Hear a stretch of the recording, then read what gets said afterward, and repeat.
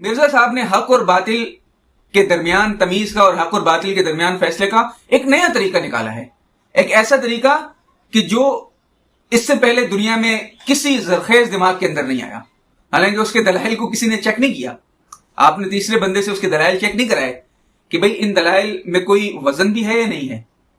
मिर्जा साहब खुद ही दलीलें देते हैं और खुद ही बहुत खुश हैं। हो इतना खुश हैं जैसे कि उनको एक एक दलील के ऊपर 4 नोबेल इनाम दिए जाएं। अस्सलाम वालेकुम दोस्तों, शेख नवीद एक नए व्लॉग के साथ आपकी खिदमत में हाजिर है। आज हम जिस बात को डिस्कस करेंगे वो यूट्यूब की दुनिया का सबसे अहम और सबसे बुनियादी सवाल है। वो ये है कि आखिर जहलम वाली सरकार इंजीनियर मोहम्मद अली मिर्जा साहब के सामने जब मुफ्ती तारिक मसूद का नाम लिया जाता है तो उनकी कांपें क्यों टांग जाती हैं। एक तो होता है टांगे कांपना और एक होता है कांपे टांगना। तो मिर्जा साहब की सूरत हाल मुफ्ती तारिक मसूद साहब का नाम सुनकर यही हो जाती है। जब मुफ्ती तारिक मसूद साहब ऐलान करते हैं कि वो जेलम वाली सरकार से आकर गुफ्तगू करना चाहते हैं तो फौरन मिर्जा साहब जो है ये स्टेटमेंट जारी करते हैं कि भाई नहीं, मैं मुनाजरा नहीं करूंगा, मैं सिर्फ क्लिप खेलूंगा। अब क्लिप खेलने का मतलब यह है कि बस मैं जो रायता फैलाऊंगा यूट्यूब के ऊपर, उल्टे सीधे हवाले दूंगा, गलत तर्जमे करूंगा अहादीस के, बुजुर्गों के यकतरफा ढूंढ कर ऐसे हवाले दूंगा जिनको अहले सुन्नत की कोई मसलक भी नहीं मानता। तो लोगों को ये मान लेना चाहिए और मुझसे आकर बैठ कर कोई सवाल ना करे। अच्छा, इंजीनियर साहब की जो ट्रिक है ना, ये जो मंजन है, ये बड़ा अजीब व गरीब है। आपने देखा होगा दुनिया भर के अंदर जो अदालती निजाम होता है और मुजरिम, मुद्दई और मुद्दा अलैह को जब काजी के सामने या जज के सामने पेश किया जाता है तो पूरी दुनिया के अंदर हजारों साल से यही तरीका राइज है, माकूल तरीका, कि मुद्दई और मुद्दा अलैह दोनों, जिसने दावा किया है और जिसके ऊपर दावा किया गया है।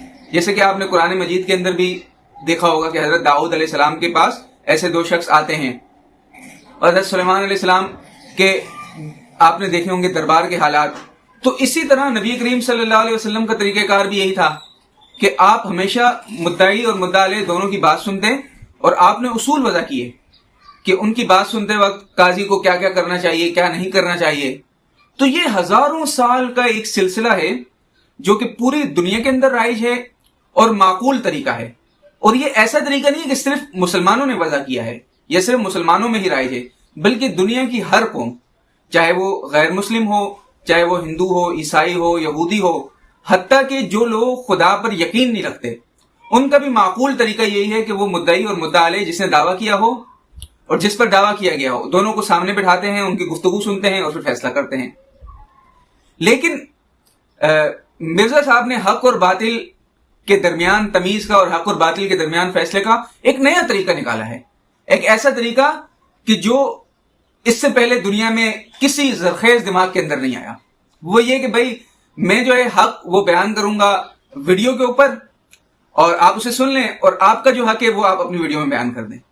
सामने नहीं बैठूंगा मैं, हाँ, सामने नहीं बात करूंगा, सामने में आकर बात नहीं करूंगा। हालांकि मिर्जा साहब को पता होना चाहिए, वो एक पता नहीं इंजीनियर भी कैसे है मुझे तो समझ नहीं आता। हालांकि इंजीनियर जो है वो अटेंशन टू डिटेल वाला शख्स होता है, वो बहुत बारीक चीजों पर, टेक्निकल चीजों पर भी नजर रखता है। लेकिन इंजीनियर साहब की मुझे समझ नहीं आती कि भाई बास औकात ऐसा होता है कि 2 झगड़ने वाले जो होते हैं, 2 लड़ने वाले होते हैं, उनके दरमियान कोई बड़ा इख्तिलाफ नहीं होता, सिर्फ प्रोस्पेक्टिव जो है वो चेंज हो जाता है, यानी तनाजुर जो है वो देखने का नजरिया चेंज। तस्वीर देखी होगी कि 6 बना हुआ होता है। अब 6 को जो एक तरफ से अगर बंदा देखेगा तो उसे वो 6 नजर आएगा और दूसरी तरफ से अगर दूसरे जाविये से कोई बंदा देखेगा तो उसे वो 9 नजर आएगा। तो सिर्फ तनाजुर, पर्सपेक्टिव चेंज होने की वजह से इंसान की जो है वो जो फैसला है उसमें तब्दीली आ गई। एक कह रहे भाई ये 6 है, दूसरा कह रहे ये 9 है। हालांकि गलत दोनों नहीं है, दोनों ठीक है। तो लेकिन चूंकि उनका पर्सपेक्टिव अलग है तो अब कोई तीसरा बंदा उनको आकर बताएगा कि भाई आपका जो है ये देखने का तनाजुर अलग अलग है, आपको इसीलिए आपस में इख्तिलाफ हो रहा है आपका कि आपके देखने का नजरिया अलग अलग है। लेकिन चूंकि मिर्जा साहब खुद ही वकील भी हैं, खुद ही मुद्दई हैं, खुद ही मुद्दा अलैह हैं, खुद ही जज हैं और खुद ही सामीन हैं, दलाइल भी खुद देते हैं اور ان دلائل پر واہ واہ بھی خود ہی کرتے ہیں. یہ بھی مرزا صاحب کا ایک بڑا عجیب قسم کا جو ہے وہ حیرت ہوتی ہے کائنات کے اندر کہ کسی انسان کے اندر، ہم نے بڑبولے انسان کے اندر یہ بات نہیں دیکھی کہ وہ اپنے دلائل پر خود ہی خوش ہے، حالانکہ اس کے دلائل کو کسی نے چیک نہیں کیا. آپ نے تیسرے بندے سے اس کے دلائل چیک نہیں کرائے کہ بھئی ان دلائل میں کوئی وزن بھی ہے یا نہیں ہے. مرزا صاحب خود ہی دلیلیں دیتے ہیں اور خود ہی بہت خوش ہیں. ہو اتنا خوش ہیں جیسے کہ ان کو ایک ایک دلیل کے اوپر 4 نوبیل انعام دیے جائیں. تو یہ تو ان کا حال ہے. تو جب ان کا علمی وزن یہ ہے، علمی قد و کاٹ یہ ہے، تو آپ بتائیں یہ مفتی طارق مسعود کے سامنے کہاں سے بیٹھیں گے، کیسے بیٹھیں گے؟ اب اگر بیٹھنے کی بات آتی ہے، مفتی صاحب جہلم پہنچ جاتے ہیں تو مرزا صاحب جو ہے گھر سے باہر نہیں نکلتے. جی امی جی نے منع کیا ہے. اگر گھر پہ چلے جاتے ہیں تو کہتے ہیں یہ ہو یار، یہ مولوی تو گھر پہ آ گیا. اور روز اکیڈمی میں جا کے کھلے عام جو ہے چیلنج دیں گے کہ آؤ میرے ساتھ کوئی بات کرو اور بڑے ترے کے ساتھ جو ہے کہتے ہیں بابے دا شے ہی کوئی نہیں. ٹھیک ہے مرزا صاحب، انجینئر دے پلے بھی شے ہی کوئی نہیں، انجینئر دے پلے بھی شے ہی کوئی نہیں. جس طرح ان لوگوں کے پاس کچھ نہیں ہے جو خالی کھولی برتن گھما رہے ہوتے ہیں، بجا رہے ہوتے ہیں، اسی طرح آپ کے دماغ میں بھی کچھ نہیں ہے، آپ کے پلے بھی کچھ نہیں ہے. آپ اگلی ویڈیو میں انشاءاللہ میں آپ کی اس منافقت سے پردہ اٹھاؤں گا کہ جو منافقت آپ شرائط لگاتے وقت کرتے ہیں. پچھلی ویڈیو میں تو میں نے بتایا تھا کہ شرائط رکھنا اور شرائط لگانا یہ ایک دائی کا شیوا نہیں ہے. یہ شرائط جو ہے مشرکین مکہ لگایا کرتے تھے آپ صلی اللہ علیہ وسلم کے سامنے، اور اسلام کو نیچا دکھانے کے لیے، اپنے آپ کو بچانے کے لیے، کیونکہ ان کو پتا تھا کہ ہمارے پاس دلائل تو ہیں ہی نہیں، ہم دلائل کی دنیا میں تو مار کھا جائیں گے. اور جس دن ایک دلیل والا بندہ ہمارے سامنے کھڑا ہو گیا تو ہمارا جو ہے برا حال ہو جائے گا. اس لیے وہ ہمیشہ لالچیں دیا کرتے تھے، دلائل پر بات نہیں کرتے تھے. عتبہ ایک دن نبی کریم صلی اللہ علیہ وسلم کے پاس آیا تو کیا دینے لگا.